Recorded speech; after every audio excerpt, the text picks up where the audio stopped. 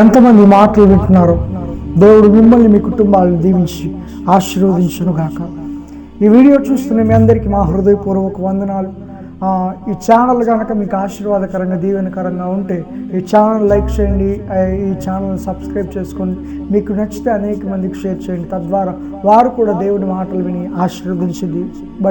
దీవించబడతారు. కాబట్టి చూడండి, నిన్నటి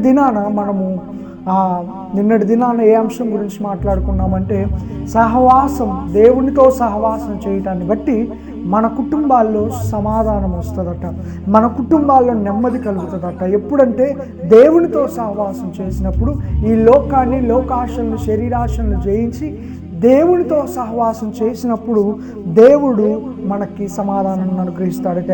అయితే ఈరోజు మనం చూడబోతున్నాం అదే అధ్యాయం, యోబు గ్రంథం 22వ అధ్యాయం 22వ వచనం నుంచి చూద్దాం.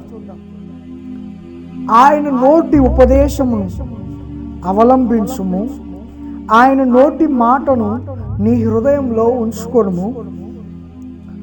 సర్వశక్తుని వైపు నీవు తిరిగిన ఎడల నీ గుడారములో నుండి దుర్మార్గమును దూరముగా తొలగించిన ఎడల నీవు అభివృద్ధి పొందుతావు. యోబు భక్తుడు అంటున్నాడు, నీ కుటుంబంలో నీ వ్యాపారంలో కావచ్చు, నీవున్న ప్రతి ప్లాట్ఫామ్లో నువ్వు ఎక్కడైతే అభివృద్ధి చెందాలి, ఎక్కడ నేను ఆశీర్వదించబడాలి అనుకుంటున్నావో ఆ ప్లాట్ఫామ్లో నువ్వు చేయవలసింది ఏంటంటే, నీవు ప్రతి సమయంలో దేవుని మాటలు నీ హృదయంలో ఉండాలి, దేవుని వాక్యము నీ హృదయంలో ఉండాలి, దేవుని యొక్క మనస్సు నీ హృదయంలో ఉండాలి. దేవుడి చిత్తం ఏంటిది, దేవుని ప్రణాళిక ఏంటిది, ఒకవేళ ఈ పని చేయడం ద్వారా దేవుడు బాధపడతాడా, ఒకవేళ ఈ పని చేయడం ద్వారా దేవుడు సంతోషపడతాడా అని ప్రతి నిత్యము దేవుడు బాధపడతాడా, సంతోషపడతాడా, దుఃఖపడతాడా ఎలా తెలుస్తుందంటే దేవుని వాక్యం ద్వారానే తెలుస్తుంది మనకి. అయితే పాపం చేయొద్దని దేవుని వాక్యం సెలవిస్తుంది, పాపంలో పడొద్దని దేవుని వాక్యం సెలవిస్తుంది, పాప సంబంధమైన క్రియలు దేవునికి ఏమైనవని దేవుని వాక్యం సెలవిస్తుంది. అయితే ఇక్కడ మన జీవితాల్లో మనము దేవుని మాటను అవలంబించేవారిగా ఉండాలి. చాలా కష్టమే, చాలా ఇంపాసిబులే, కానీ ప్రతి దినము దేవుని దగ్గర సహవాసం చేయటాన్ని బట్టి ప్రతిరోజు మనం నేర్చుకుంటాం. ప్రతి దినము దేవుని దగ్గర సహవాసం చేయటాన్ని బట్టి దేవుని ఇష్టానికి మనం లోబడతాం, దేవుని చిత్తానికి మనం లోబడతాం. దేవుని యొక్క సంకల్పం మన జీవితాల్లో ప్రతి నిత్యము నెరవేరుతూ ఉంటుంది. ఆయన మాటలు నీ హృదయంలో ఉండాలి, ఆయన యొక్క ఇష్టాయిష్టాలు నీ హృదయంలో ఉండాలి, ఆయన యొక్క చిత్తము నీ హృదయంలో ఉండాలి.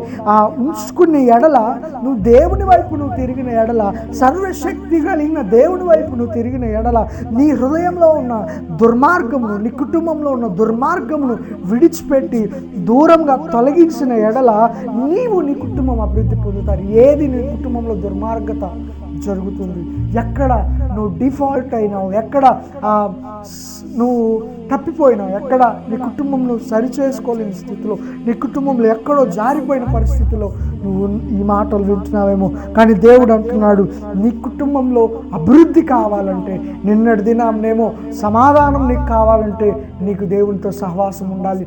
ఈ దినమున నీ కుటుంబంలో అభివృద్ధి నువ్వు కావాలంటే దుర్మార్గతను విడిచిపెట్టాలి. రెండవది, దేవుని మాటలు నీ హృదయంలో ఉండాలి. దుర్మార్గతను విడిచిపెట్టాలి, దేవుని హృదయంలో నీ మాటలు ఉండాలి. ఈ రెండు గనక నీలో ఉంటే, ఈ రెండు గనక నువ్వు చేయగలిగితే, దుర్మార్గతను విడిచిపెట్టి దేవుని మాటలు, దేవుని తట్టు, దేవుని ఆలోచనలు, దేవుని చిత్తాన్ని నువ్వు చేయటానికి చూసినప్పుడు ప్రతి ప్లాట్ఫామ్లో, నువ్వు వెళ్తున్న ప్రతి ఒక్క పనిలో దేవుడు ఖచ్చితంగా నిన్ను దీవిస్తాడు. మొదటిగా దేవునితో సహవాసం కావాలి నీకు.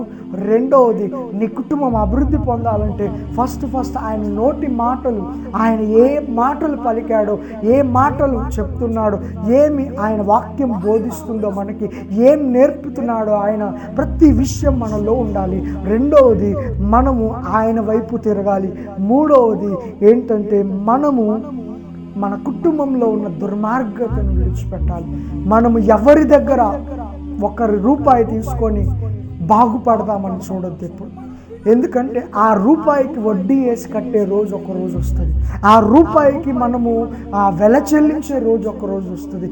ఎందుకు కష్టపడుతున్నాం, మన కుటుంబంలో అభివృద్ధి లేదు, ఎందుకు కష్టపడుతున్నాం, మన జీవితంలో అభివృద్ధి లేదు, ఎందుకు అప్పుల పాలైపోతున్నాం, ఎందుకు నష్టాల పాలైపోతున్నాం, కారణం ఏంటంటే ఎక్కడో రాంగ్ స్టెప్ మన జీవితంలో జరుగుతుంది.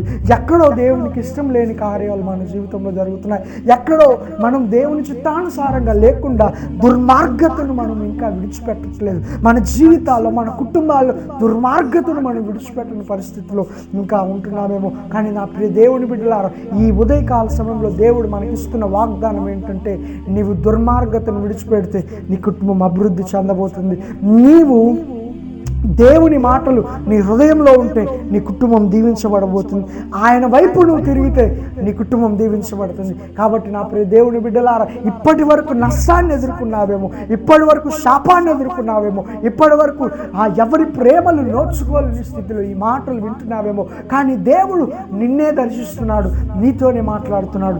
దేవుడు ఈ మాటలు దీవించి నిన్ను, నీ కుటుంబాన్ని, నన్ను, నా కుటుంబాన్ని, అందరినీ తన రాకడ కోసం సిద్ధపరిచి తన చిత్తానుసారంగా తన ప్రణాళిక చొప్పున మనల్ని తీసుకొని వెళ్ళును గాక.